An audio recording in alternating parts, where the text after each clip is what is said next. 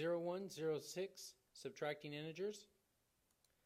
Before we begin, can you please get a blue and red pencil, marker, highlighter, crown, lipstick, whatever you prefer. But we're going to need that for what we're doing today. Okay, let's begin. So the three rules for adding and subtracting integers. First rule, if the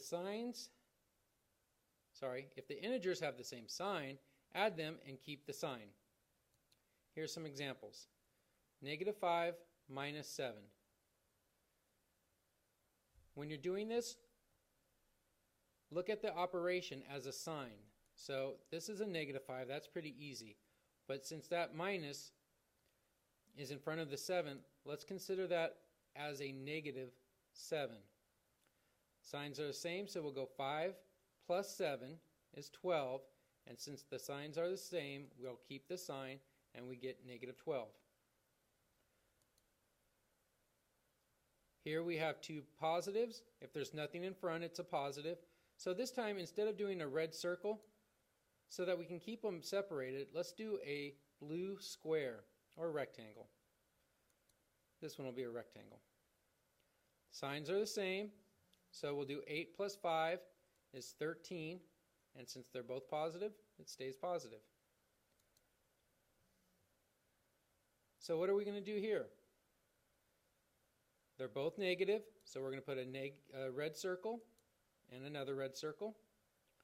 Add them together, keep the sign, we get -11. They're both positive, so blue square, and blue square gives us 9. So the squares for the positives, circles for the negatives. So there's our first rule. If the integers have the same sign, add them and keep the sign. Our second rule is, if the integers have different signs, subtract them and keep the sign of the number with the higher absolute value. Our first example. So we have a negative, so we'll put a red circle, and a positive. Blue square. We have different shapes, so we need to subtract. So we'll do 10 minus 5, and since we had more negatives, the absolute value of -10 is 10. We'll get -5 there.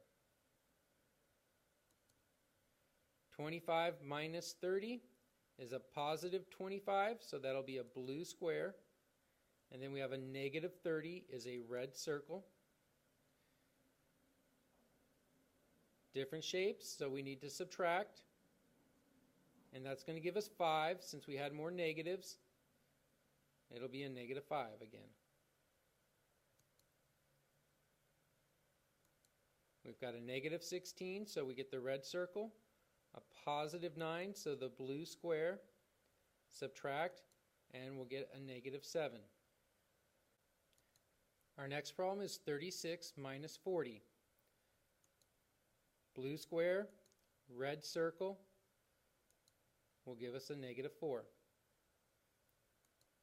So to review, first rule, if the integers have the same sign, add them and keep the sign. Second rule, if the integers have different signs, subtract them and keep the sign of the number with the higher absolute value. Our third and final rule, 2 consecutive negative signs equals a positive. For example, 8 minus a -10. We have a minus and a minus, 2 negative signs. We're going to change that to a positive, and we'd write it as 8 plus 10. Signs are the same.